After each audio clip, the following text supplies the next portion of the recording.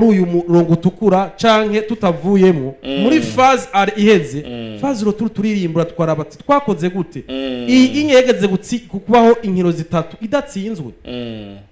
yanganye yatsinze Vision iratsinda Olympic Star na Message Ngozi rero nk'iki igaruka iravuga ati uyu wanyuma dusige tumutsinze ishora gusanga rero muri phase ari bavuga ati twirimbure turabe hari gihe usanga bashora kuzana abakinyi bati ingo turanforce canka abakinyi bahagira iyo nama akavuga ati turabe ingene two kwirimbura ntituzokoroke kuko iyi si ntiboyituma ngo Big 4 naho hasigaye inkino 15 biragoye igikombe nta ngo bivuga ariko bavuga bati dukore n'inguvu tuve ahantu hadutera ubwoba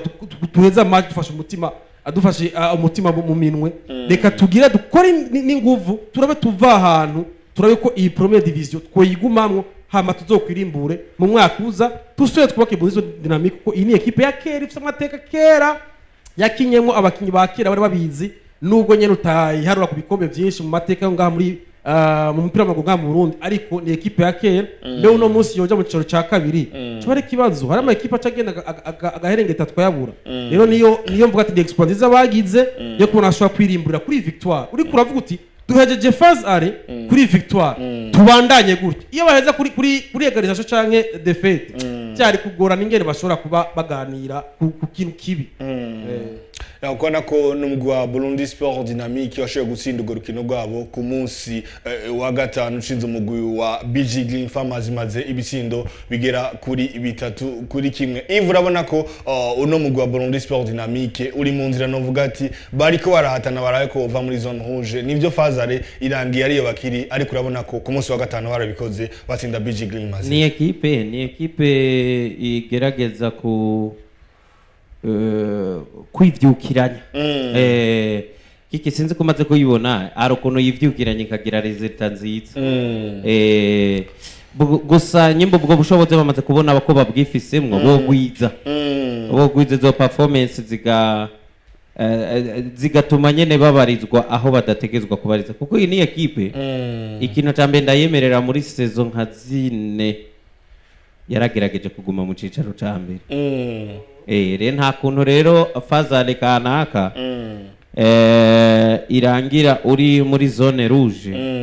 kuko iyo faze ale irangira uri muri zone rouge ni gihusha bambe ni citiranwa umva faze ale yonyene isigura igice ca champion urumva ni igice ca champion kiba kigiye rero ni nk'icitiranwa cuko ibyabaye muri ale tubisayinishije nibiba muri retour uzokoroka nico reba kuye kwirinda kubona ko rero n'umugwi wa Burundi Sport Dynamique washoboye gutahukana amanota agera kuri 3 ku munsi wa gatandatu Primus League yari yabandanije umugwi wa Vision mu ndwize twatewe iteka ryo kwakira umuvugizi wayo ndavuga Mutama Theodore ari kumwe n'umukuru w'abafana uno Makarese batubwiye ati ihangiro ryo ku munsi wa gatandatu no gutahukana amanota 3 batsinze Interstar nibyo baje kubikora ku munsi wa gatandatu kiki wari kuri Stade Intwari ukabona ko n'umugwi wa Vision ntakosa bakoze baje gutsinda Interstar bitindo 3-1 amanota yarakenewe ariko Vision ivyitwaramo neza yes na amanota yarakenewe kuri Vision yari maze match zigera kuri 6 ndatsinda yari match yabo ya mbere bakiriye kuri Stade Intwari n'umugwi usanzwe guko twayivuze ngaha ku munsi wa gatatu n'umugwi usanzwe ufise abakunzi kabisa ngahi Bujumbura byarabonetse kuri stade abantu barayibonye yuko bamwe kumbure bari baherutse kuja kuri Stade kera bungahe Bujumbura barumva umugwi wa Vision uzokina benshi bari bahari muri tribune n'ahandi ukabona yuko n'umugwi ukunzwe nkuko president w'abafana hari Makarista yivuga urakunzwe kabisa abantu baraje babitaba ndetse n'aba Interstar bari bahari ariko ukabona yuko motivation nyinshi kubakinyi urabona kuri Vision abakinyi bari bakaniye abakinyi bari banyotewe intsinzi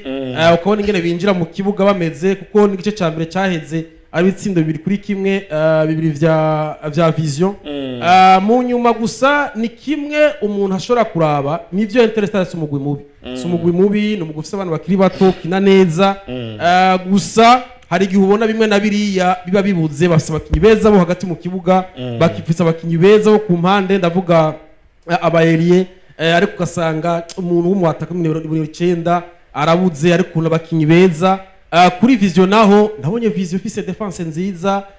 iragira n'umunyegori mwiza kabisa. Igihe haraba igice ca kabiri, igice ca kabiri gitangura, Vision nako Interstar yifatiye mu kanigo Vision, ama ukaje hanaha ama corner menshi, ariko ukabona yuko umunyegori kabisa yabafashije cyane. Niho rero byanaboneka yuko Vision bari bakaniye match c'est vrai, ariko bamwe mu gice ca kabiri Interstar yivyukiranye, twarabona yuko ishobora kugombora icyo gitsindo, ariko bihera ku minota 90 bashizemo igitsindo ciza. Ubona ko ari umukinyo ku ruhande rw'ubamfu yashoboye kwinjira kabisa, aracenga abakinyi 2-3 mu nyuma atanga ipasi, ubundi aragishirayo. Rero vyumvikana ico nashoboye kubona kuri Interstar afise abana bakiri bato n'ukuri bazi umupira, gusa ni vya bindi bimwe byo kuheraheza vuga gutsinda bibagora, wa mu atakashobora kubafasha, ariko afise abakinyi ku mpande beza. Vision nawe arafise abakinyi bo hagati beza, narabonyaga aho karaka nimero 10 kakina neza gazi gucenga, ukabona vice capitaine hariya Manu ingene ari hagati mu kibuga avec l'experience afise ashobora kuorganiza neza atabwo, ukabona yuko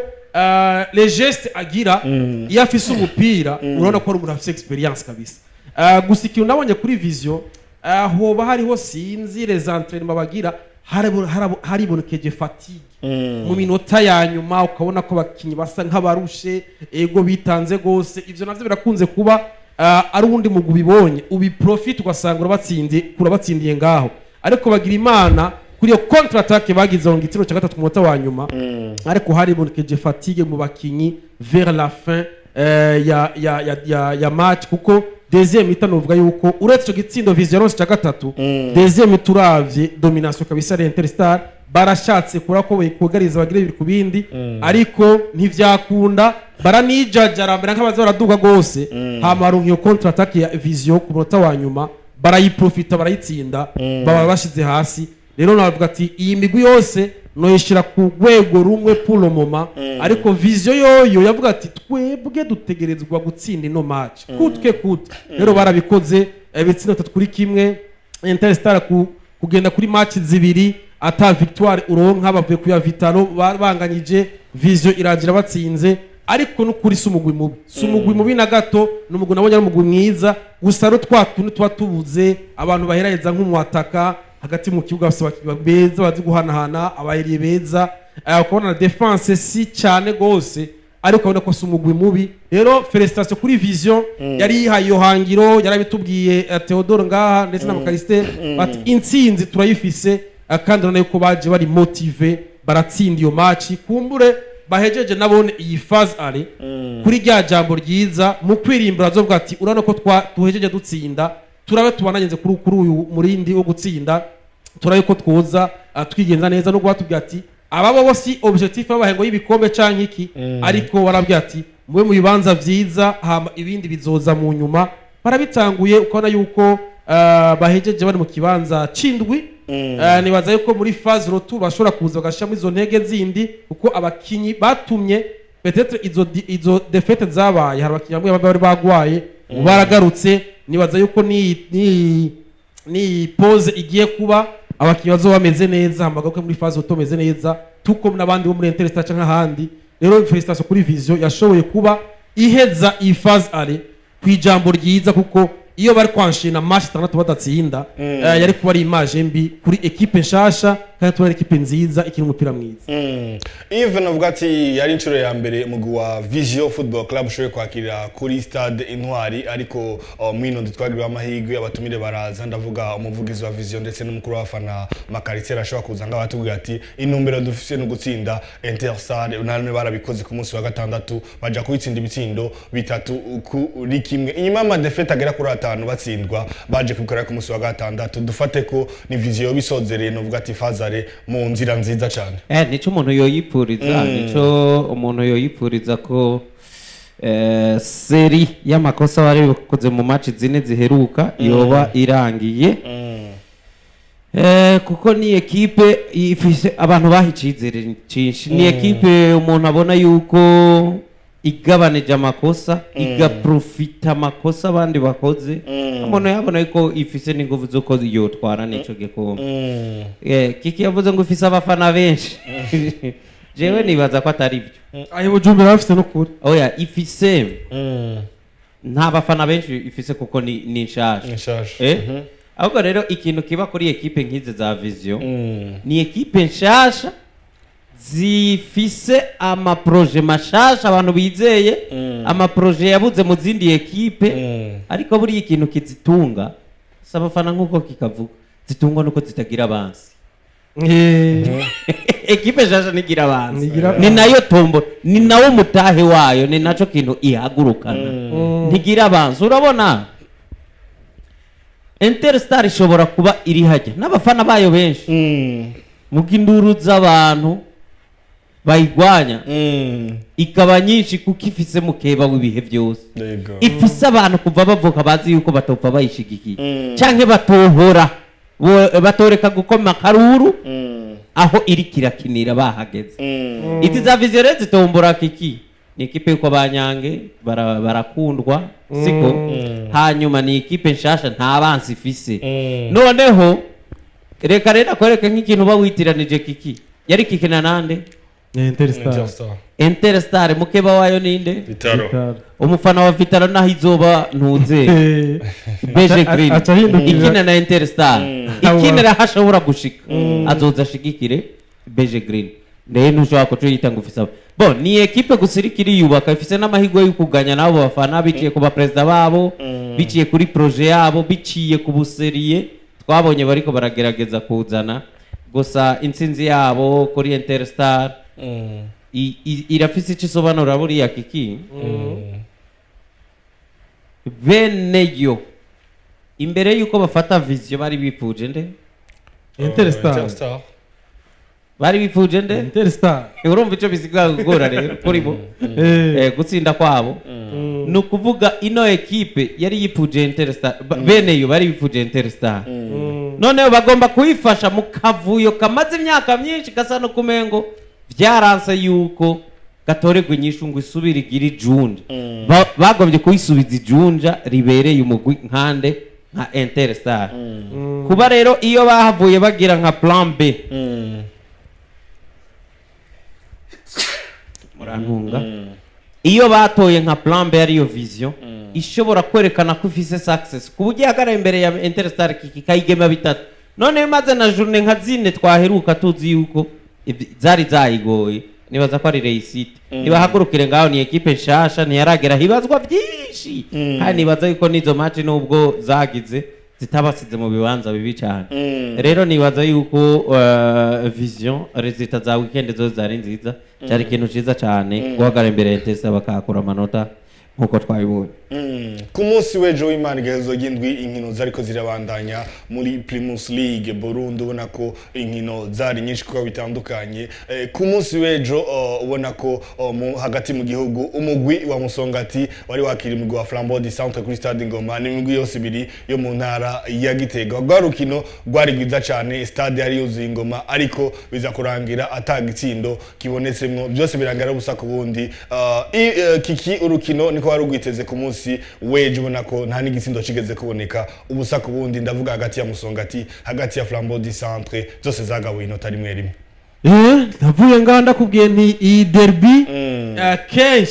kenshi barakunze kuba banganya nanavuye ngaho ngize iyo process ndavuga ati aba ndabona yuko bazonganya kuko ni yari derby ikomeye kuko yari wa gatatu n'uwa kane bose barahigura ati turabe yuko tutogukura ngaho ari kuravye Flambeau du Centre no munsi ikiri kiraharanira gose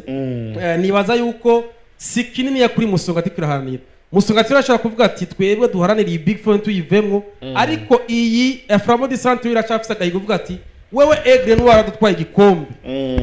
none usubire n'umwaka utwara igikombe kandi ni gake antuka turavye mu myaka nkinga naho twaharwa 15 ndibaza ntiturabona equipe yisubiriza 2 fois Vitarangira kumbe mu myaka yahera tutabonye yarabikoze kuko Vitaregeze gutwara inshuro zine zikurikirana itwara igikombe ariko muri ino myaka nihaye 15 ntiturabona equipe itwara Primus League mu nyuma igasura ikaza igatwara kandi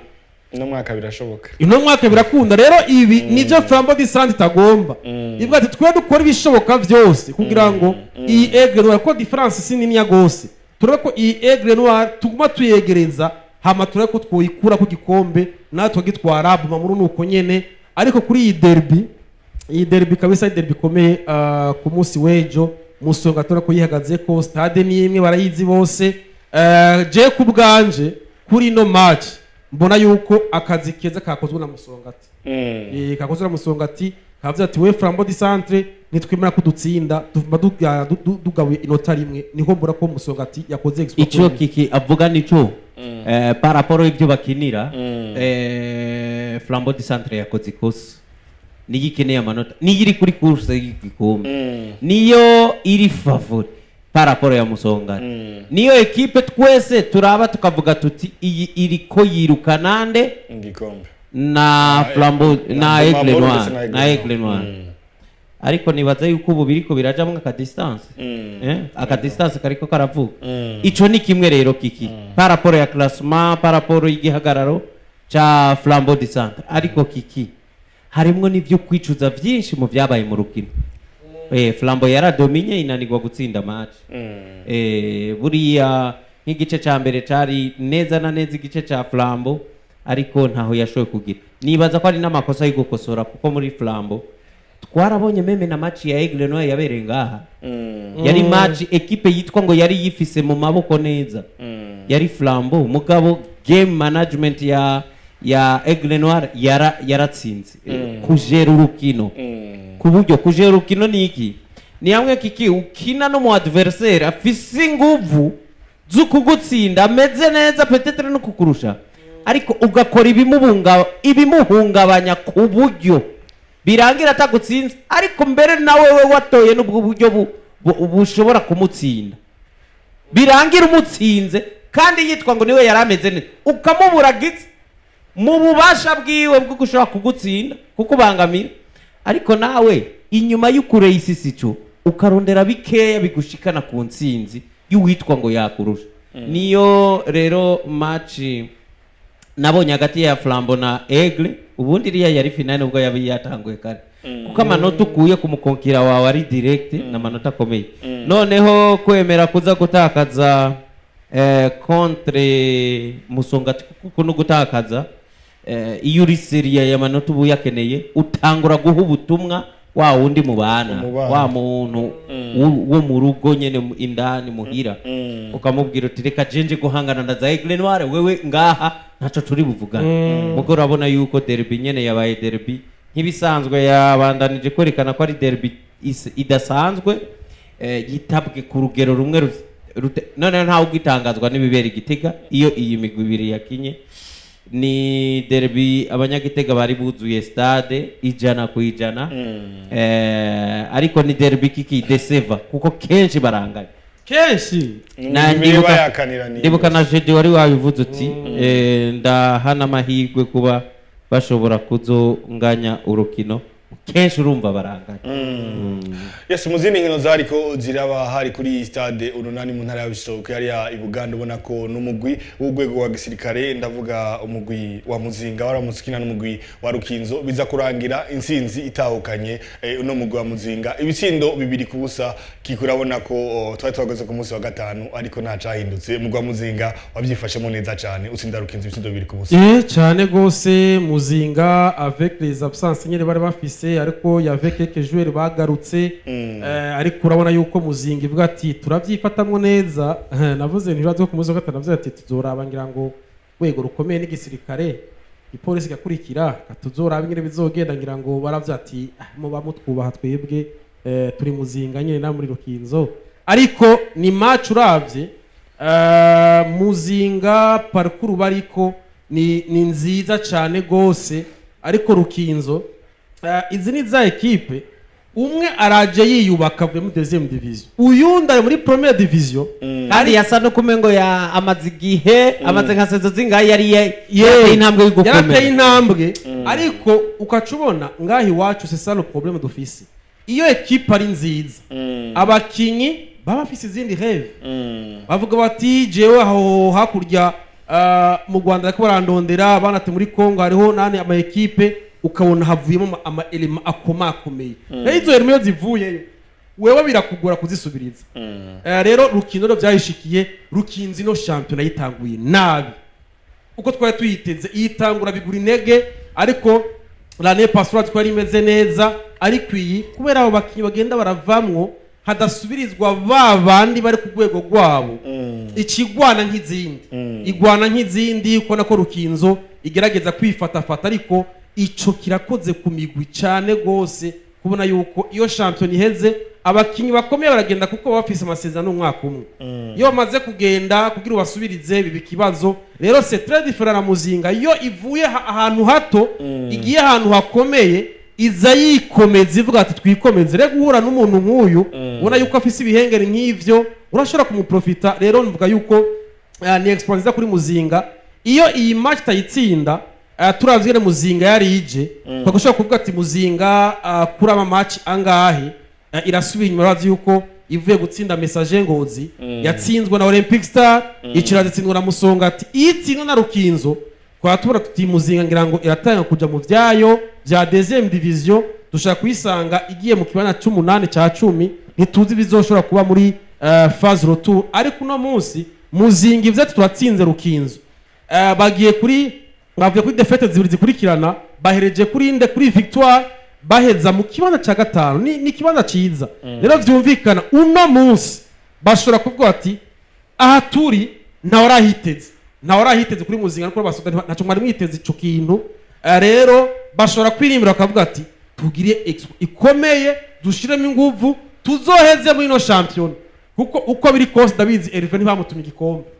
kabisa kuko ndibaza yuko ico bamutumye gikomeye iyo bari maintien muri première division ariko no munsi ariko gira ibirengeje ivyo bamutumye rero no munsi ashaka kwiha ihangira kavuga ati reka jewe iyi phase retour ndayitegure barabakinyi bashasha nzana azobagize n'Imana babakinyi biwe bari mu mvune umwataka wiwe Flavie ashobora kuba yakiza hagaruka ameze neza akavuga ati reka nihangiro rya Big 4 hama champion yeze muri Big 4 azobabwira ati jewe mu mpibi ndabahe igikombe kandi bizoyiboneka yuko ikombe gitwara rero mvuga ni ikintu ciza akoze kuba ahejeje inkino ziwe ata defete zitatu zikurikirana zibaye mu mupira birabaho ariko ahejeje neza avuga ati ndatsinze Rukinzo ni mupira ca gatanu reka turindire abafisi ibirara ngere bizogenda ariko muri yuko ni inzira nziza ya Muzinga ikoze tuzi nivuye muri deuxième division. Yes, umugwi wa Muzinga waje gutsinda umugwi wa Rukinzo rero hariya mu ntara ya Cibitoki Buganda bitsindo bigera kuri 2 kubusa. Yves hariya mu ntara ya Muyinga kuri stade Umuco umugwi wa Olympic Star twari tuziko usanze ugora ni wakiriye ariko ni Buma muri aje ukonfirma ko ikeneye iki gikombe ca Primus League y'uno mwaka iza gutsinda umugwi wa Olympic Star basanze mu ntara ya Muyinga ibitsindo 2-1 ni Buma muri kiratorika ko course ya champion ni affaire nziza cyane gose kuko Muyinga aragoye gukura amanota 3 asha sinzi niyo equipe nibaza yuko uno mwaka muri zi equipe ziri apana nka Aigle Noir ntuyishira muri uwo muko kuko yo yakura higeze hose kuma equipe ayatwita ko agize asa no kumengo ari hasi gatoya niyo equipe inanirana cyane iyo iri muhira Bumamuru rero yagize ubuseriye bwinshi kugenda gukura amanota 3 imuyinga ni ikintu kitorosha ariko cerekana nyene uburyo iri Syria nibaza yuko ngaha Bumamuru yatanze ubutumwa kuri ntuzi kuri Flambeau ko ari ishobora kwiruka inyuma ya Aigle Noir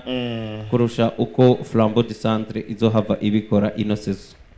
Numugure wa Bumamuru waje gutsindira mu ntara ya Muyinga kuri stade Umuco ibitsindo bigera kuri 2 ku gitsindo kimwe ca Olympic Star muzindi nkino zari ko ziraba yari derby y'Ibutanyerera Message Ngozi yari iramutse ikina na Ngozi City hari ya mu ntara ya Ngozi kuri stade Rukundo biza kurangira imigwi yose inganyije igitsindo kimwe ku kindi na manota 3 novuga yarakenewe cyane ku ruhande rwa Message Ngozi ariko kikini byaje koroha bivanye na forme d'imoma uko umuguhagaze akakanya ubona ko nibyaje korana gatoyi Ngozi City niyemeye kubarikira na gatoyi biza kurangira imigwi igabuye amanota inota rimwe kuri indi igitsindo kimwe ku kindi Message Ngozi iza kungaya na Ngozi City. iyi bisanzwe yari derby nivyo y'intaya Ngozi ariko turavye mu mateka message Ngozi ni ibikomeye kuri no derby. Ngozi City abari umwana muto ushobora kuvuga nibaza yuko dufate ufashe nka Vitalo yoba peut-être iri mu bihe bibi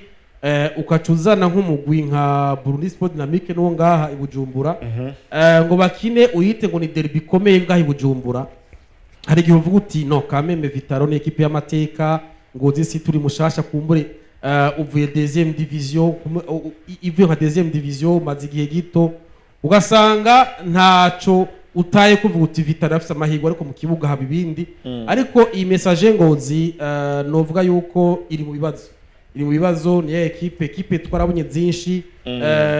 zica mu bibazo za Burundi Sport Dynamique zose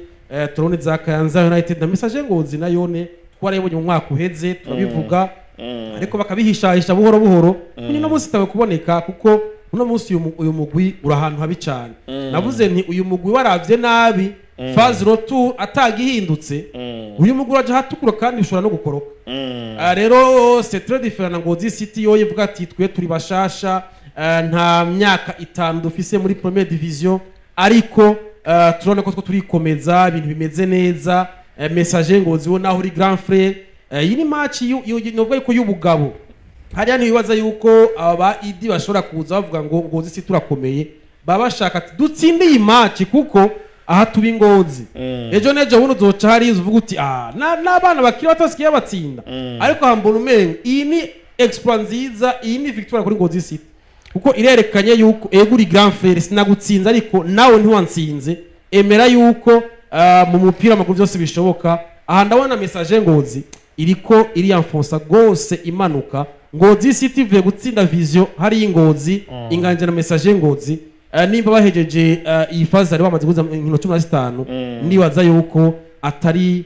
ikintu kibi kuri bo bimeze neza ariko message Ngozi atagihindutse Edgar na Yves muri no phase retour bavuge bati turaje basi twirimbure turayicokogwa dushiremo iyo mitahe tuzana abakinyi isubire basi igaruka iheme neza basi vuga ati tugerageze ntituve mu cicaro ca mbere sino iyi ndabikubwiye Edgar atagihindutse iyi message Ngozi yasha kumanuka muri phase retour ku munsi w'ejo Ivari ya Montara ya Ngozi kuri stade Rukundo migibiriza kunganya igisindo kimwe ku kindi urukino ubona ko message Ngozi yasabwa gusinda ariko ikavuze ngo bya avantage Ngozi City mugabo no rimwe na rimwe novuga ko Ngozi City yasamaye yari gutsinda message yari kuyitsinda byanashoboka yari kuyitsinda aha iyahombye ni Ngozi City atuhuye n'umugwayi iyaba Ngozi City yakuye inota kuri message Ngozi yo mu bihe byayo nari kuvuga ati message Ngozi City ironse resultat nziza muka muri no misi bavuga ko equipe nziza ariya Ngozi City message Ngozi no kuri classement rero ngaha iyatakaje ni Ngozi City kubganje nivyo biyo byo kuyiprofita erega message Ngozi utayitsinze ubu nta kindi gihe cyo kurabona imeze nabi bashobora kumenya ingene izoza muri phase retour imeze bashobora kwikosora nimba abakinyi bagore bakabazana ibyo byose birashoboka niyo mpamvu rero mvuze yuko hajya hari ibyo yategezwa gukora mu gitakoze hariya mu ntara ya Kayanza kuri stade Gatwaro umugwi wa Kayanza United nambabazi wigeze ugira no mugwi wa Garage Express ibitsindo bigera kuri 4 kuri kimwe kikurabona ko gwarukino twagarutse ko ndetse na predictions urayitanga ku munsi wa gatanu Kayanza United nta kosa bakoze guhura n'umugwayi kwa rugushika nayo nivyaje kurana gatoyi rero kuko Kayanza United nambabazi yagize gusinda Garage Express ibitsindo 4 ku gitsindo kimwe ca Garage Express ugize aya mahirwe ukaba uri umugwi nibaza yuko uhereza kuri match yoroshe biguha nayo mahirwe yo kubona ati jewe ndahejeje phase ari ngira nje kwicara nirimbura ingene phase ari yagenze ariko ndabihereze kuri victoire ndabona Garage Express umurongo utukura hariya ni ya Vandernier ukabona yuko nayo hari kwiraguriza mena na Beje Grimaze FC ariko Kayanza United tubiprofite tubatsinde byinshi binabaha kubona yuko izi ni equipe Kayanza United turazi umwaka uheze yari equipe iragwana ntikoroke na za Deira n'izo mega za Burundi Sport Dynamique ariko igira amahigwe irarokoka uno munsi avuga ati none nuno mwaka tugume muri ivyo bintu rero bavuga ati tugerageze ino phase ari ntitwegereze mu murongo utukura kuko harya no munsi cyo tubona kubwiye Edgar nti ndavye umugwi wa Kayanza Division uri cha 11 ariko niyo tunavuze ati kuri message ngozi iri ku muryango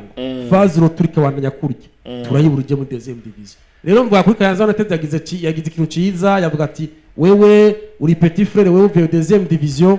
reka ndaguprofite aya manota 3 ndayakure kuri wewe meze neza hama nzogaruke mvuga nti kandi urazi ko bagaruka batangura kuri abanyene aba ari ikintu ciza kuri bo nkayo na manota yandi 3 baba baronse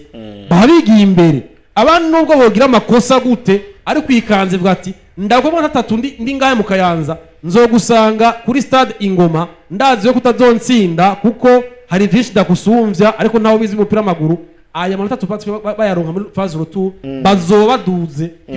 bisiga bizobashikira bateye ntambwe ibasaba yuko kugira ngo bazoshye mu gutukura bizosaba amanota gutakaza amanota menshi rero mbona ko bagize ikintu ciza cyane gose cyaba protege gusura muri vya bihe byabo bibi Yes, urundi rukino rwaje gusozera ino ndwi ya 15 hari ku munsi w'ejo cy'isaha 9 kuri stade Intwari umugwi wa Vitalo Football Club waramutse wagira umugwi wa Aigle Noir Fighters Ive uko byaje kurangira nuko Aigle Noir Fighters waje gutsinda umugwi wa Vitalo igitsindo kimwe kubusa maze amanota 3 aza gutaha mu ntara ya Makamba. Aigle Noir yabandaje twereka ko iki gikombe igiheneye konchore yabo yindi gira kabiri ukabona ko byaje kurangira babatsinze igitsindo kimwe kubusa amanota 3 ataha mu ntara ya Makamba. Nukino rwavuzwe cyane mu mpera z'indwi kubera ko ruteguriwe ngahi Bujumbura hari biba byatanzwe na equipe iba giye kwakira imiliyoni 5 urumva barazikorera kugira ngo zizogaruke niyo mpamvu n'urukino Vitalo nibaza ko Vitalo bari biteze banashira ingufu cyane ku muryango kuvyinjira ku muryango kurusha kuvyo kwinjira mu iguri icyo ni cyambere cyo urazi ko imigwi banza kugwana no kugaruza buryo baba barisha Giti tukunze kwibona kuri stade Intwari nibaza rero ko rezita za Vitalo asha bari bazi yuko izishoboka ari kugira ico baronse kurusha uko bokurira rezita imbere ya Aigle Noir haraba mwako kantu ko kawushe nyene urazi ubucuti yatuvugishije byinshi kuva muri Tanzania avuga ati Vitalo nuku ninondwe yagerageje byinshi maka abantu bari bazi ko Vitalo na Aigle Noir batari mu bihe bibi Vitalo zoyubahira yo mateka yayo kahise kakayivugira n'ijwi rirerire cyane muga Paul Lomo meme uravye muri no saison ukara ntaho barigiye begerana ntibarigiye banegerana ahubwo je novuga nti Vitalo yaragize n'ingufu nyinshi cyane kubona yatsinzwe kimwe cyo yego niyo resulta nziza umuntu yovuga uwategezwa gutsinda yatsinze Aigle Noir yakoze exploit kuko ni equipe abantu baza gukina nayo kurusha uko yoije gukina nazo sinzi ko umva difference no kuvuga ku munsi equipe ikina na Aigle Noir iyo equipe iza igomba gukora ibyo yaho ibirenze ivyo kuko ibizi kuko ije gukina no wa mbere ibizi yuko resulta yokura kuri Aigle Noir ituma Aigle Noir takaza uko bivugwa ko baza kuvugwa kurusha uko bakora resulta handi hantu hasanzwe rero nibaza yuko Aigle Noir bakoze exploit ntivyababujije kubandanya kandi nubwo vitatameze neza si equipe y'ukuvuga ngo muza gukina ngo bufise akazi koroshe akazi ni kari koroshe ariko kandi nubwo katari koroshe bagakoze birakunda amanota 3 barayatahana Peut-être Vitalo yo inyuma y'ikibuga nayo byagenze neza nayizoshimirwa Kiki umukinyi bitwa Abdi Ineza abana yatwereka ko uno mwaka ari on fire niwe yatsinze igitsindo ku munsi w'ejo aterekamo igitsindo ku ruhande wa Aigle Noir Fighters maze amanota 3 ataha mu ntara ya Makamba urukino niko wari ugwiteze urukino ndabivuze nga ndavuga nti c'est vrai two turabona imigwi yo ngahi Bujumbura ivuga ati twakiye kuri stade Intwari dusabwa ibi zo miliyoni 5 ukubona yuko bari bakora ibishoboka byose kugira ngo bazigarure banarenze kugira ngo baronka abantu kandi kirumvikana ariko iyo ni match yari iryoshe cyane gose Vitalo na Aigle Noir ushize ku munzane ntibanganya mu kino gihe Aigle Noir naravuze ngani Aigle Noir ndayiha amahirwe gutsinda Vitalo igize exploit azoba rukunganya ariko izobihagaritse cyane gose Aigle Noir kuko twaba tuyaga yandi turavye ivyo Bumamuru yakoze igatsinda iyo Vitalo ihagarika Aigle Noir bikanganya kimwe ku kindi canke biri ku bindi yari kuba ari ikintu kiri kuri Aigle Noir. Aigle Noir kuvima kambiza ngahe Bujumbura subwa mbere kiniye ngaha kuri Stade Intwari ariko nibaze yuko Vitalo ni rya kabiri bobo barakinye nkino mpuzamakungu barakina izindi nkino zibiri zo muri Primus League bo baranahamenyereye gatoyi paraporo ya Vitalo ariko ihanabura ko ari Aigle Noir ifise amahirwe kuko Vitalo muri kino gihe Vitalo iri kwisubira muri vya bihe vyayo ni Vitalo twarayibonye mu myaka ibiri heze imaze itwara igikombe yari ifite abakinyi beza ibi ni vyayishikiye nkuko kocha wabo yagira kocha wabo Paris ari muri Vision yavuga ati jewe abakinyi nari mfise barashoboye kunkundira barankundira igihe yemera ko haba azobashikara muri Big 4 abakinyi baramukundiye mu gihe gishize muri Big 4 bari gushora kugenda handi ariko baramukundira baragumana nawe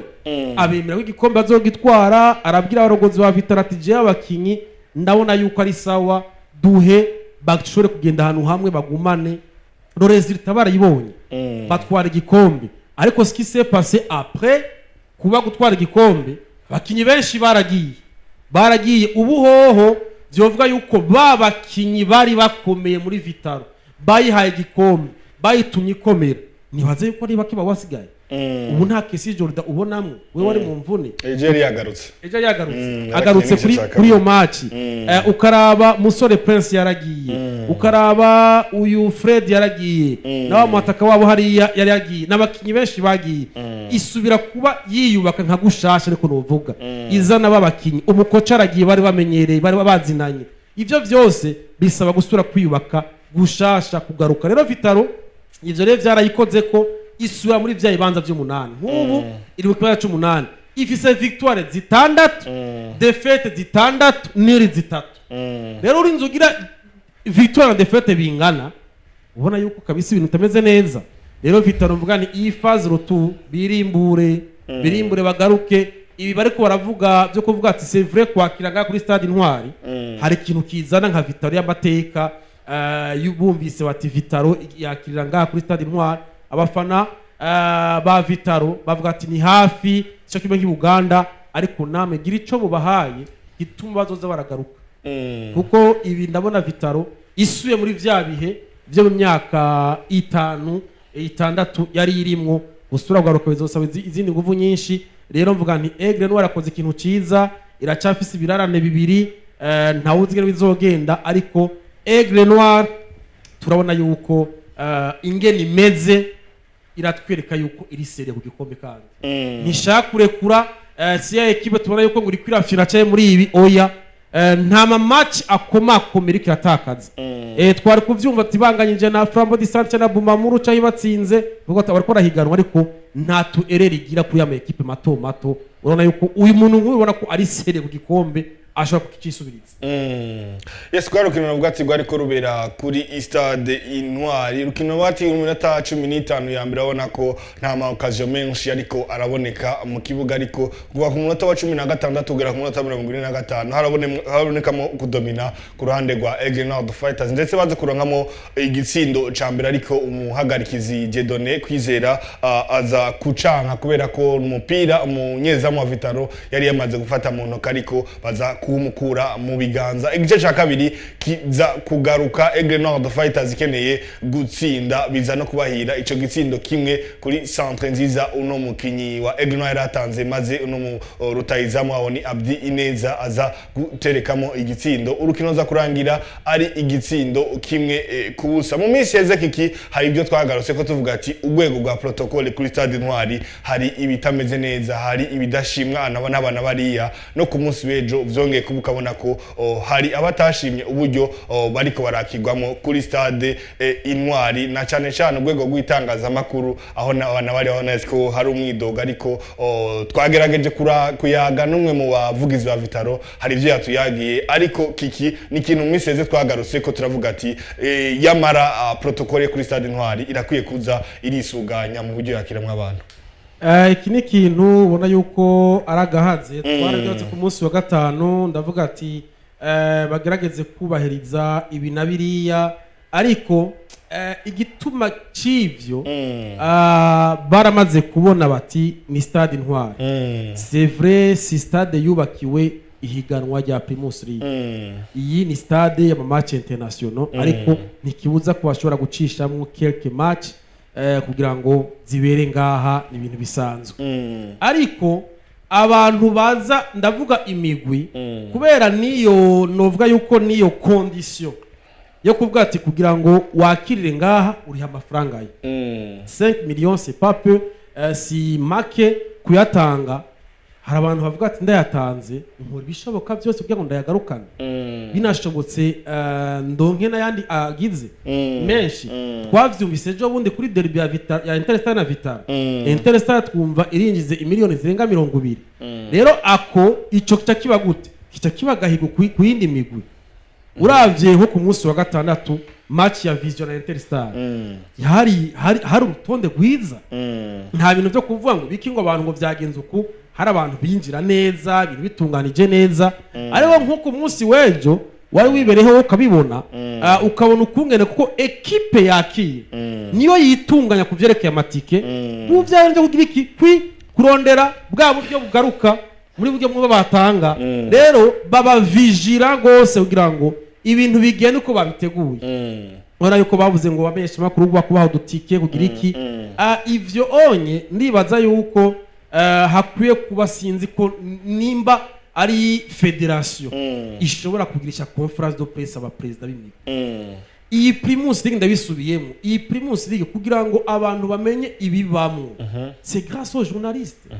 nibo bamenye ati byagenze uku uno munsi hari umuntu yari yibereye mu manza zitandukanye atazi vyabaye muri Primus League ariko akumva ati Vitaro yaratsinzwe Aigle Noir yaratsinze hama message Ngozi na Ngozi City baranganyije ibintu nk'ivyo akavyumvira kubamenyesha makuru abamenyesha makuru badahari iyi Primus League ntiyobizwe rero ikintu kiba gihari menya agaciro kurya muntu apana kumubaragiza canke iki ngo umurondere ko wowe ico ushaka umujournaliste niwe mbona mu vyerekeye inkino abarundi babimenye haba muri volley haba muri basket haba muri football kijya kintu kiba kibaye niwe agitanga kugira ngo abantu bakimenye rero utamuhaye agaciro ejo nejo bundi nawe gace ataguhaye nindazohomba niwe uzohomba umujournaliste wazovuga yandi makuru y'inkino ariko rero babu na stade ingene yubatswe hariho umuryango wanditse ko media uyo muryango navuze ati kwere guca abandi bantu abajournaliste ngaha barahari turabase abajournaliste bakora ku maradiyo atandukanye amateleviziyo atandukanye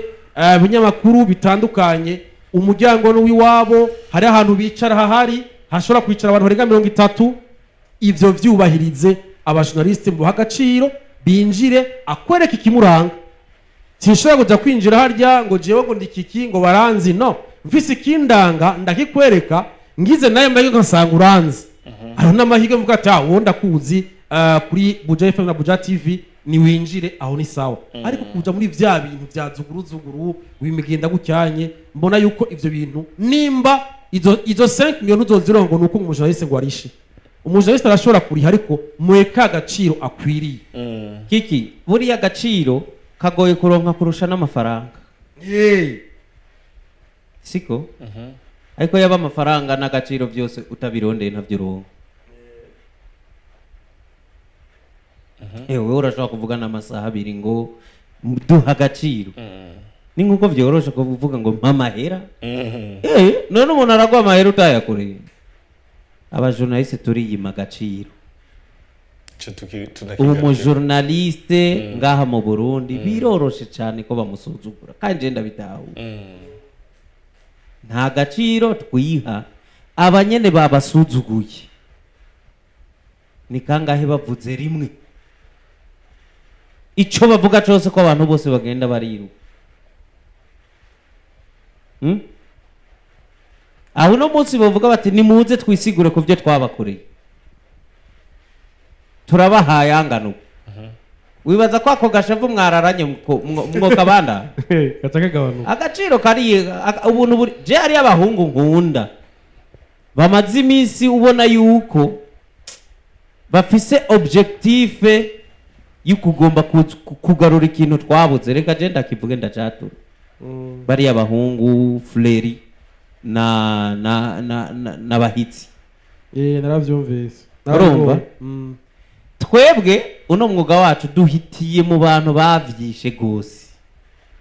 hariyo bakuru bacu vraiment nuko nyawe umuntu buri kubibwira abantu batagira uburi kuvuga ibintu byacu nye tubibwira abantu bitaraba mugabo hari amakosa menshi. Ituje ngare twidoga ngo twayakoreye byinshi biduturukako. Twe dufise agaciro gato kandi twarakiyimye, kandi ibi bintu je murambona umujournaliste ukuntu asuzugurika kandi bizobandanya. Ikibazo nshiyengira ngaho nyene ibi byaje kuvugwa inyuma y'urukino ku munsi w'ejo. Hinge nakubwira ikintu kimwe no kuri derby byarabaye, wewe nyimbuzi yuko no kuri match y'intamba mu rugamba ubyibuke. Hinge nakubwira wewe nyimbuzi yuko uri umujournaliste. Umujournaliste akazi kiwe no kurondera amakuru, akarondera intutsi. Mukabuzi yuko hakurondera amakuru ngo ukora umwuga wawe, kariyeri yawe wayubakiye mu kwiruka inyuma y'abantu ngo mumenyane nibagira ico baronka bazoguhimburire. Umva uzova mwiki sinzi kuvyumva. Hari abantu ngaha baba journaliste kariyeri yabo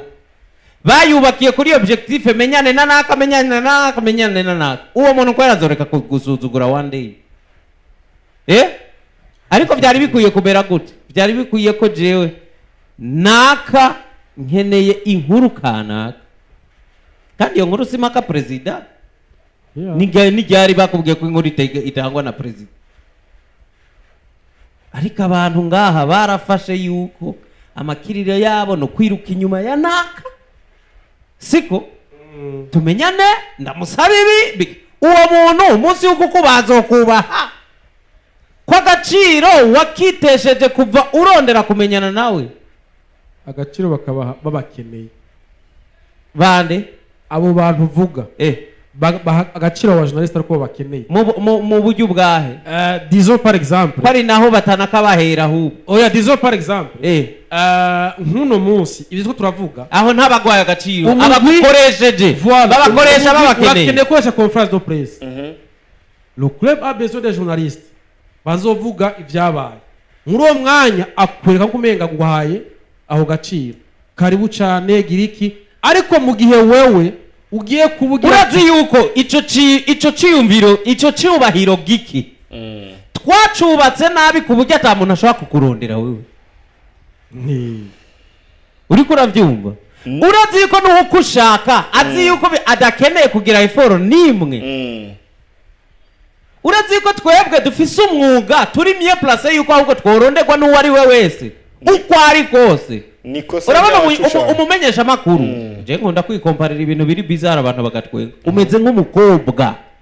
Umukobwa iyo ugomba kugenda abahungu bose ugenda urabaramutsa ugatera intambwe yo kumusaba inimero,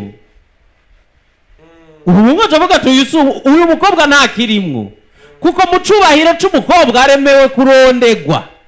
kubiri cuyu bwa mbere urondera kumushikira, siko? None wowe umuntu arakora ibintu ari muri domaine ya sport, ari mu domaine nyabaki none wafise na message zawe atigeze asoma. Jewe sinzi ukuntu ndemye nukuri, je senze kiki noneho je yaranze. Jewe mu buzima bwanje narigeze kubabazwa no mu president wa federation imwe.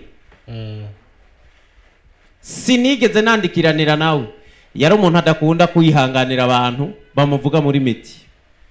ariko byinshi byo kuvuga byariho kandi kenshi wasanga bitanameze neza. Nyaga n'umuntu amwegereye wo muri media yiwacu donc agize ari ku ruhande rwiwe.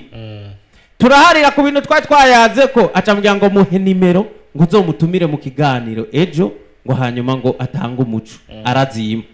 urumva je ngaho narinzi ko numuproshe wiwe baramenyeranye barazinanye babiyaze ndamwandikira ntiyanyishura kandi namwandikiye ndamwitumira nkuko umuntu wiwe yabimbwiye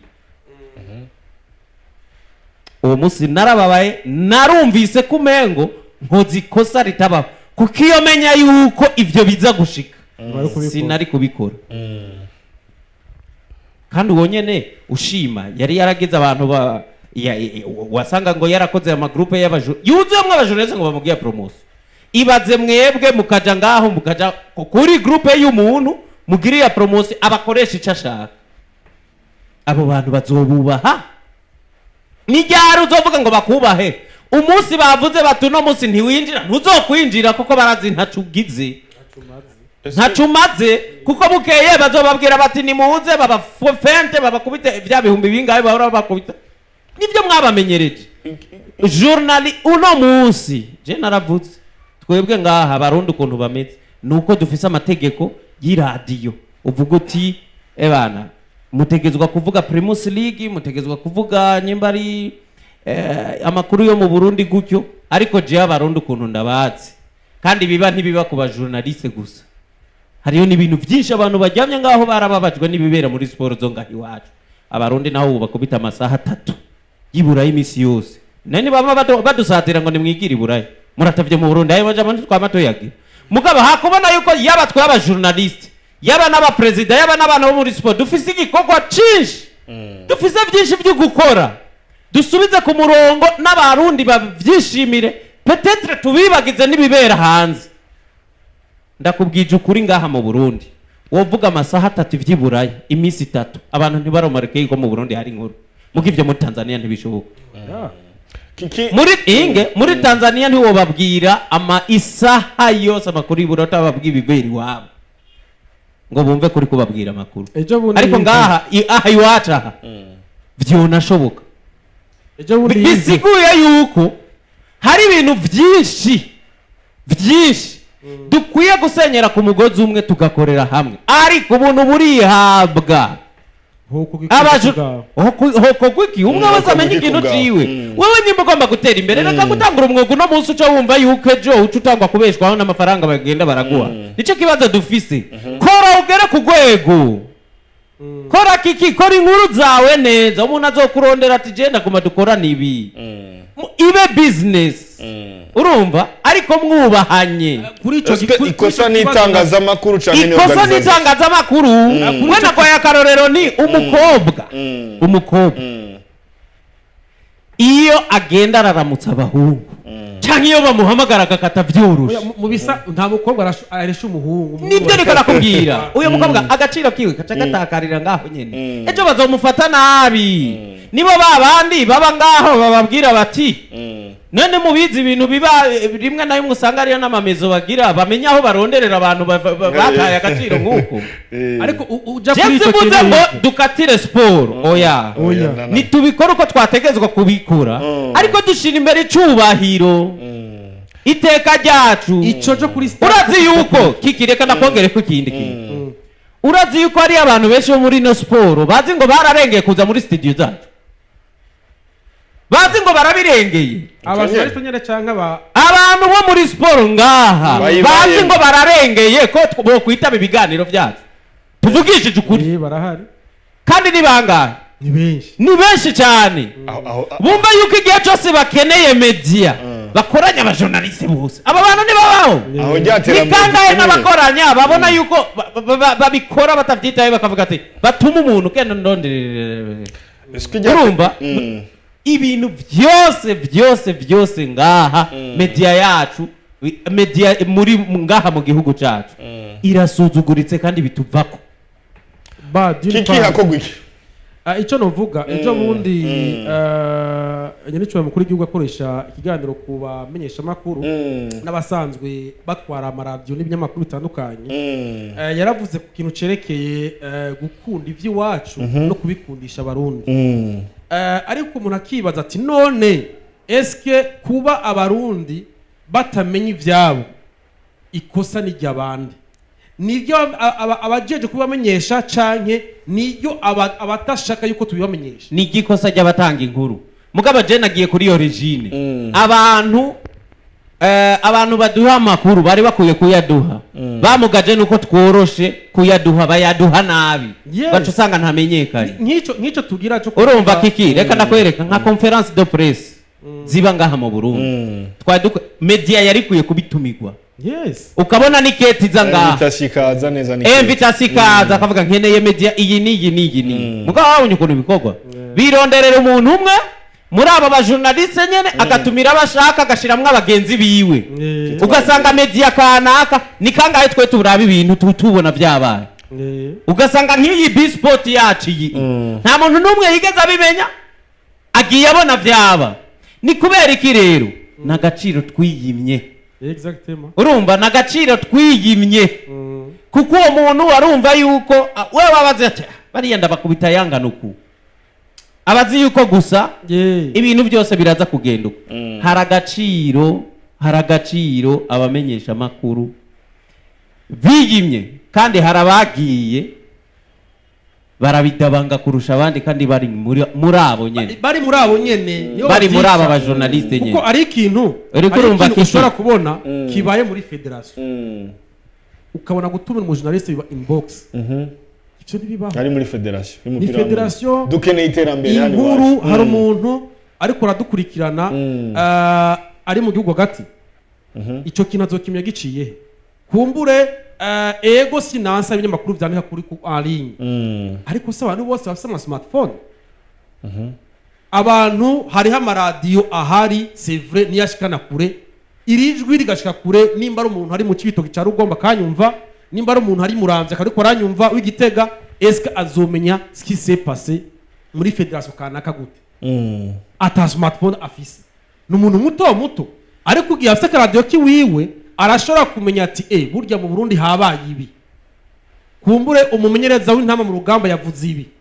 ariko mu gihe wewe muri iyo conference de presse utatumiwe ntashobora kubimenya ico kitiwe rero ico mvuga nti ico yavuze ngo dukundisha abarundi vy'iwacu ivyo yavuze yivati aha mu karere uravye muri Tanzania bavuga championnat birateye imbere c'est vrai par rapport y'iwacu ariko bararyama ku vyabo gose nico gituma no munsi bakunda championnat yabo gose urumva ugiye za South Africa baravuga ivyabo cyane ariko twebwe we udahaye agaciro k'umuntu iyumvira ahantu hatoya ngo kuri stade umuntu rakubwira ati je n'umujournaliste akuretse baje ngo nongo nibikunda erega bashize imbere amafaranga erega utayinjije mu bantu umugani wayivuga ko arabivuga ntuzoyinjiza kubera umarubite cyangwa umujournaliste ngo ruko arisha 10,000 no mbega uno munsi yori egekondera inkuru sevre arayirondeye kandi arayizanye ariko we mu gihe uzomurondera akubwiye ati ntibikunda uzova ngo arakugaye ibyabaye kuri Vitalo ibyabaye kuri Vitalo ku munsi w'ejo twavuze amakosa y'iwacu reka tuvuga y'abandi nayo Vitalo barakoze amakosa akomeye cyane kubera uburyo abajournaliste bare kuri yo kwinjira muri federal bambe muri stade si vya club reka ndabitange ko n'umuco si vya club ni federation bitungana federation ihora ikora ico bita accreditation kuri match zande za Primus League kuko nibo bajejwe promotion ya ligue ya siko wewe rero Vitali kosa jambe wakoze nijya we nushaka kuza ngo uvuge ngo jewe nshizeho uburyo bundi bwuko abajonese binjana ntibikuraba ubwo bubasha ntabwo ufise nta bubasha ufise bwo kulimita umujournaliste none wowe uno munsi ngo wakoze accreditation ziwawe gute ngo kubera ko wakiriye kubera ko watanze miliyoni 5 ngo uciye uvuga ngo aba barinjiye no munsi aba ntibinjira ntibibaho noneho burya bucuti yaranago ikibazo nshingira ngaho inge gato nivugire inge gato yampeze bucuti uko ngo yaja kuvugira uko vyumva cyane ko wewe numuvugizi wa Vital muka bucuti niwo mutandukanya na media Sero vice president journalist positif aho bona mwanuje aho bona mwanuje kuko uyo muntu afise na experience azi niryo ntuzi bobo bamuha amategeko kandi uraze birumvika umuvugizi nafata ingingo nivyavuye yavuye hejuru mu bantu bakuru bo muri Vitaro ariko impamvu mpresheje izina Bucuti yari n'abajournaliste benshi bamwidoge kuko baba kubera ari bakomunika directement n'abajournaliste birumvikana ko bidogera uwo bahamagara uwo bazi urumva mugabo a realite vraiment Bucuti yararenganije wewe ntari buvuga ati jewe nzi ko bikorwa uku ntegetse ko bivuga uku kandi Vitaro nayo yatanze ayandi mabwirizwa ariko kandi kiki niwe twabivuganye neza uravyibuka mufise ikibuga c'ibihumbi 18 basi nimugwane muno kucuzuza murabe basi ko ibibanza bisigaye mubibujijwe n'abajournaliste ariko wewe wabuze amafaranga muri tribune ngo muyarondeye mu bajournaliste wumva ivyo bintu bibaho wewe wamyumbwira ngo n'aba officiel ngo n'aba arbitre kwisi yose abo kuva Burundi bwakabaho iyo na championnat yabaho nyimba abo bantu batigera bariha kuko bafise ivyo bakora muri iyo sport kandi bikorerwa aho nyene bikorerwa aho we nushaka kuzana ibintu bishasha ngo ugomba barihishe nibishoboka na nyimba mu arbitre uno munsi ntiyagize ntiyakoze basi nta match afise agenda muhira nta avantage y'ukuza kwigira kuri karakora nta avantage afise y'ukuza kwigira ku bintu nizo bita avantage de service urakoze cyane umujournaliste ko mwamukeneye muri ino ngo abamenyekanishirize urukino ntimukeneye ko azavuga nuko rwagenze uri kurumva Edgar jewe ntumbwiye ngo bana ngo 18 itike zuzuye ngo none ababuze aho baja n'abafise amatike kubera ko abajournaliste aribo bicaye mu banza bari kuja mu bari siko byagenze ikibuga nticuzuye ariko wewe hagupambana no kugomba kuzuza nyakibuga uriko ugomba gupambana nuko ayo mafaranga wabuze mu bantu uyakura mu bajournaliste cyo ikintu nigishoboka nigitangaje ivyo kuri ngo wazanye accreditation ziwawe kabu ikinambabaza umujournaliste numvise ari umuntu abitanga kakarawe ngo umuntu ngo akose inzu ngo ntaca ngo akora amategeko gute ino ni sport nawe bihuriye n'umupangari bihuriye n'umupangari wewe mu gihe umujournaliste je icyo cyambabaje umujournaliste uramukeneye nyamamariza ino match abantu bayimenye kuko ni ikintu ciza kuvuga ati hariho match ya Interestare na Vitaro byarakozwe abantu babimenye kubera zino micro kubera umujournaliste avuga ati match izoba iryoshe match irakomeye match imeze ukunuku wa muntu akavyumviriza akaza ariko mu gihe wewe rero yabikugiriye vyagenze neza aje kuri stade hama kuzovuga ivyo yabonye wowe mubwiye ngo wari ibintu tuzuza kibiki gashara ahubwo muha agaciro uwo nyene ariko agufasha yuko ivyo bintu bigenda neza umubwiye ati karibu cyane mwe hari abantu je nkorambora kurukuri baza agaciro k'abajournaliste avuga ati abajournaliste karibu cyane mwicare harya kuko bazi yuko ico kintu cabo ntikizomenyekana kidaciye ku bajournaliste nta muntu azokwijambo uramusi nta muntu ashobora kuza avuze tutamutumiye ngo aje kuvuga ivya Egno na Vitaro twagushobora kuvuga tuti twebwe ntitwabirabe twagize ikintu tubiceko abo muri Vitaro cyangwa Egno boshavura mwavuze ivya Vision na Interestare n'abantu ba mbere badusuzugura burya nubwo twafatiye ahantu muri rusange abantu bajejwe communication mu federation bamwe nyene biwacu bamwe bari batujeje nico ko mu federation ko tumaze ko umunsi umwe twari kuri stade Intwari sivyo ijya place ya media twinjiranye n'abafana sivyo kugeza amufana gusabira tireka abajournaliste binjire sivyo none kuri kote ya federation ho hakogwa kugira umupira wacu ushobore kwegera imbere kiki federation nobona yuko kubganje yo bifata mu minwe nimba izo accreditation z'abajournaliste yazisohoye none bazokwinjira ryari ko ari ya Primus League bazozinjirira ko kuri stade Ngoma kuri stade Runani kuri stade Umuco gusa n'ahandi kuri za stade Rukundo iyi stade Intwari ihari ngo izo 5 million kubera iki babayika na 5 million yore kuyatanga bagende kuyakira kuri stade Runani ariko accreditation zaratanzwe umujournaliste kweretse badge ndumujournaliste hariho n'ahantu hiyo hamuteguriye urya muryango wa media wanditse federation afise impamvu yavyanditse uravyumva kugira ngo ibintu bigende neza nibareke kuza baracisha abantu imijyango irahari renga 5-6 kuri stade Intwari cisha abantu bakwiye guca hama kujya handitse VIP VVIP abantu baca aho nyene les media zemerewe guca harya ahantu akwereka ikimuranga akinjira haya nibaza yuko no ku media niba bakwiye kuba n'akajagari na gato hagiye bakavuga ati okay hakirira umugwi wa Vitaro wewe dufate porte parole canke iki abajournaliste arabazi avuga ati wowe umujournaliste injira hama nimba agiye kuraba match kwicara muri VIP arashobora kubasiga umuntu azi n'abajournaliste ati bakwereka ibibaranga hama yinjire hama ibintu bikagenda neza mu rutonde ari kumva abantu bari barashwanira abantu ba journaliste nukuri bagenza bacu journaliste tubagezana bibarenga kiki ntago ciriyemo hari ubutumwa buva muri Vitaro kuko ku munsi w'ejo ibyo hari byazananye à gauche à droite ariko jendi mu binje kuri stade wanashima mpawe ugo rupapuro rwari riko rutangwa na bamwe mu burongozi bwa Vitaro kuko hari abari bari charge nabyo jendi nje neza ninjira neza ariko hari abana bari mu basigaye hanze basigaye mu myidogo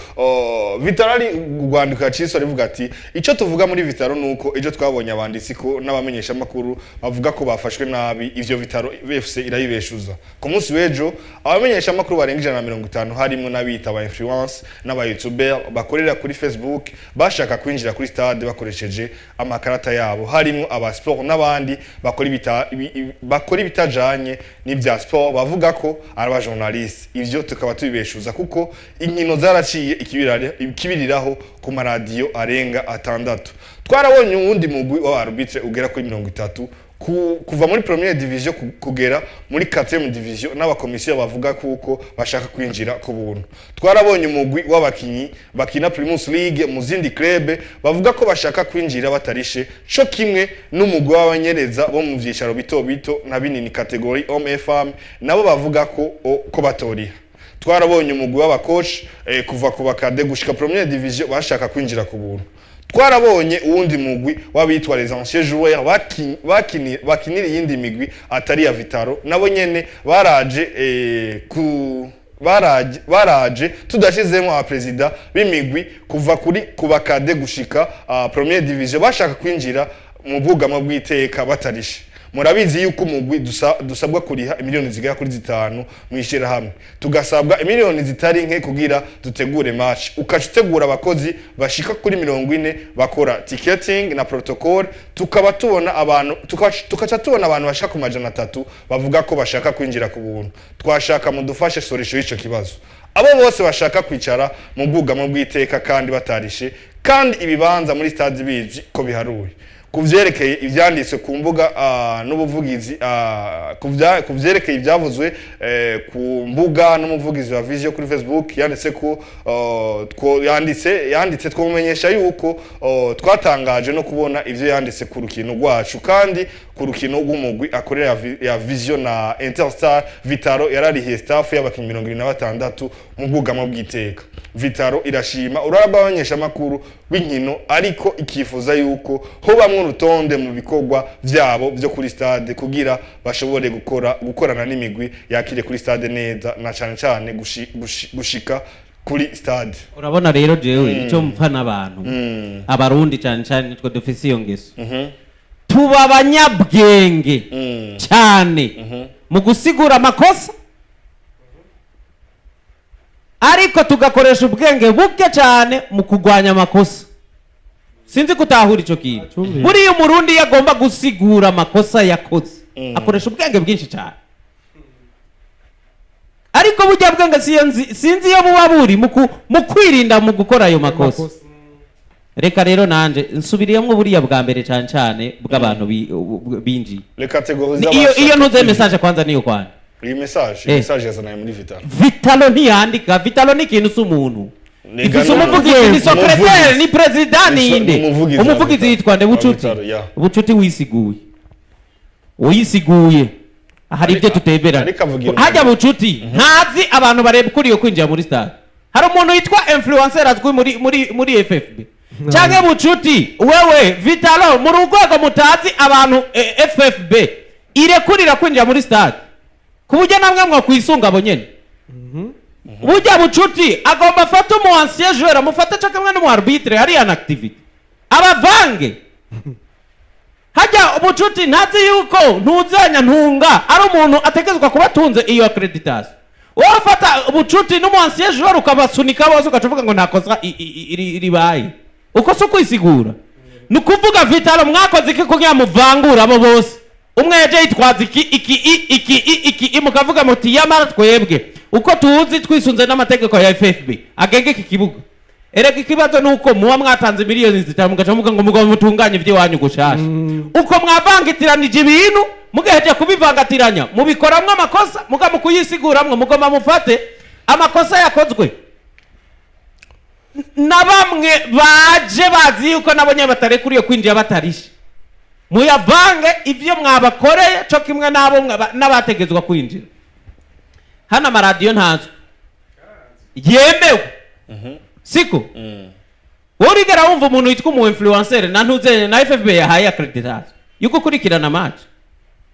cyangwa umupira urakeneye aba influencer ivyo birabaho abako tubazi no mu bintu by'umuziki.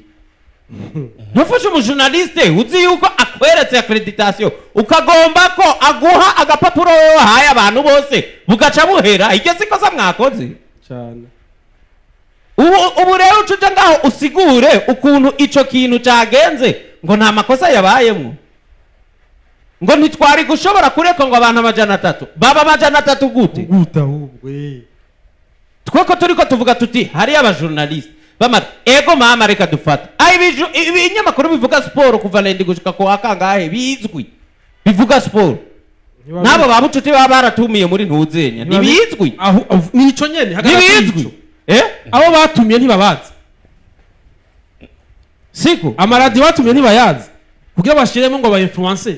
kuki utisunga ikintu corosha citwa accreditation. Reka nsigure basi ku umuntu ashobora kuba adatahura accreditation nuruhusha gukurikirana inkino za Primus League rusohogwa nishiramwe ry'umupira w'amaguru FFB siko hajya umukinyi avuga ati genda umukinyi wa Vitalo mugasindi kuri fede match canke wa Aigle Noir uyo wamufata n'umukinyi amaze imyaka 200 ugasunika bose ngo ntakosa ribaye. Sinzi mama kubakinyi bandi baba badafise match muga bakina Primus League mukase nibaza nawe nyene uyo koge muga reka tubashire mu bantu bategezwa kuri siko umuntu araje ngo akubwira ngo nkorera ikinyabakuru citwa basi dufate ngo Sunrise TV nturigere ugitumira nta ukizi ucufata n'umuvugizi wa Vision usunikire rimwe na karorero ucuvuga ngo nta kosa ribaye ngo nuko hari yaje ibihumbi 300 mwe mwakoresha ubwenge munyabaki bwo kuvuga ngo muri aba bantu 300 abanuyemo bangahe tukosore ababire kuri yo turokonesa ni naba abandi mwese mutubabarire genda muri amatike ico iyo gekoga uko twari kugitaho muga mu bidoga uraze mpamvu imyidogo ibihari nuko muri babandi nyene basanzwe bafise izo mpusha babirekuriwe ugombye kubarihisha no munsi kubera ari Vitalikina kuberi kandi bama baje gukurikirana izo nkino ni n'urukino rw'intamba mu rugamba bari mu bantu bahora baronka impusha kuko accreditation equipe nationale isoko uwo munsi nyene isoka ku rukino bagira muri questing paraporo y'urukino. Reka nsubira inyuma gato two nawe match y'intamba ntitwarishe kubera iki twarishe twaracerewe kuja kurondera accreditation siko twaramenye iryo kosa ko twarikoze lendi twaridoze ko nani twicaye mu bafana ndibuka afande umwe kuri Facebook umwe ankanga ngo agira mfoto kuko nani nicari yari ntitwavyemeye ntiryari kosa rye wacu siko kubera iki twatevye kugirane usabye accreditation kuja gutora accreditation harimwe nuko twabanje guca ngaho urumva amasanye n'abayatugoye nitwihore abagiye kuyatora baragiye bicara naho bategezwa kwinjira. Rero monshero bucuti sindakupinze mugabo insiguro utanze vraiment ntizikwiye ntizijustify amakosa yakozwe ahubwo mwayimukuye no kuvuga ati twe amakosa aho yabereye naha tugiye gukosora iki kuko nejo ni wavuga ngo murakiri indi match mubikoze nkuko mwabikoze ejo nubundi naco ntimuzo mwateye imbere dusoza kuri ico kintu kiki hari udupapuro twahawe na Vitalo kameme nk'abajournaliste mu kwinjira kandi twari twateguwe n'aba Vitalo sivyo kuko niyo yari iramutse yakira Aigle Noir kuri stade Ntwari ako gapapuro ndi mu bakaronse ni neza ninjira neza atawunkoma komwe eske kuri we naco tuvuze canke iyo accreditation yo mwahagaze twabivuze iyo ni ikintu none ngenda kubatse wewe warakaronse siko binoroshe cyane karonse numwe muri ya majana 3 bata control numva ko ari uza kukabura agake yaraka akemerewe akemerewe ega ugomba guhagaraguza kubera wa karonse oya sico nahagaze ko navugiye muri rusange nakubwiye ni mu rutonde rw'arateguwe nikosa kuba nikosa ko utegura ibintu wewe nikosa urumva hariho accreditation erega wateguye udupapuro gusa muga ntuzi ngo twagenewe bande none umva n'uwija afise ikintu cyose yitwaza kugira agashikire yoreka kubigerageza hamaze kuvuga iyo desordre haje umuntu akavuga ati bahereye he ku muryango twinjira ko baga mu journaliste urya ukicinjira cyangwa wa media urya ukicinjira kameme ibyo nibibaho kuko aba journaliste twahagaze ukwacu baraduha dushaka umuryango wa media ibyo ushobora kwinjira saa hariho umuryango wa media urya ntushobora kwinjiramo utari umujournaliste ikintu ashaka kuvuga mpagarara kuri icyo cy'amaconference de presse aba ku makuru batandukanye ufashe umwanya wa gica conference de presse none murafise umuvugizi sivyo araza kuvuga ivya match none ivyaba conference de presse mugenzi wacu Yves yarari uravyumva rero kujya nyene watumiye ibinyamakuru wabitumiye ubizi kandi birakwita nimba wateguye utwo dupapuro sindaguciye mu ijambo kiki vuga uti Buja FM kubera accreditation ari nkeya muzoduhe babiri Iteka FM muduhe babiri RTNB duhe bane dufata iyi kinyamakuru iki niki muze murungike babiri urumva iyo nimezo icimenya ukuntu ibatanga iyo mwagombye kugira ivy'iwanyu no kuvuga mwe murazi ibinyamakuru bigize bifise ico bije kurondera nk'inkuru kuri match yanyu murazi n'ibinyamakuru ataho bihuriye n'umupira w'amaguru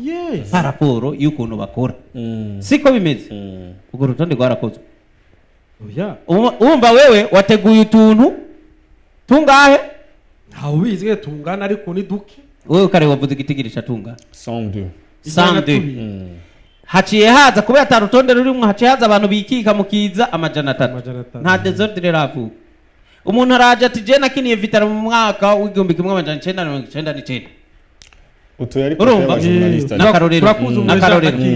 hari umuntu jewe mfise ikinyamakuru gikorera kuri Facebook citwa uku uratanze nta makosa ari karakoga ntiwumva ko n'ubundi babandi bategezwa kuba batugenewe baza kubura utwo twari twagenewe itangazamakuru kuko ari kanditse ko journaliste kikinakakweresa avuga ko dutanga emission none twabamenyesha amakuru mwawe bivuze ati haca haza none ngera kubazezga tuvugisha ukuri nyuma ufise 102 twagenewe bamenyesha amakuru urumva ari umunyamakuru yogira ikibazo twatanzwe neza twinjiriye ku ba journaliste hajya hari 102 bategezwa kuza tuvugisha lega ni cha kibazo nyene eske les médias zose zirazwe hari media usanga zikora kuri Facebook none baba babikoreye gute baba babi umuntu avuze ngo basi uwo babijeje ninde erega hari umuntu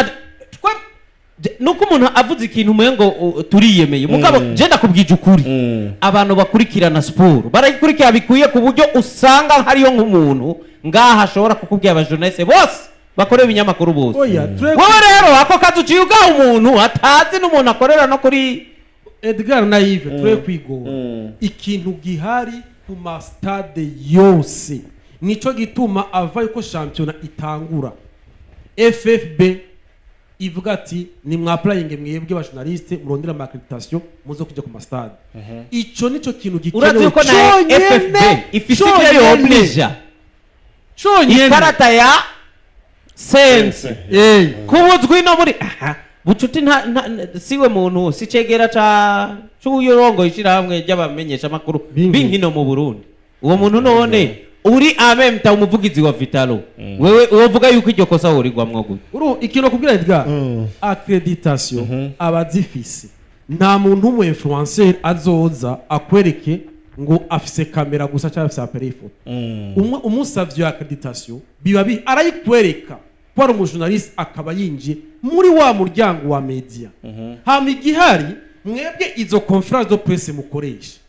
ega sizo kwiyemera canke byo kuvuga ngo tugiye gutsinda match nimba muzi kwizo ngwane zishobora gushika tekerera abamenyesha makuru watumiye ubabwira uti turasavye mugende mwebwe mushikanijwe kure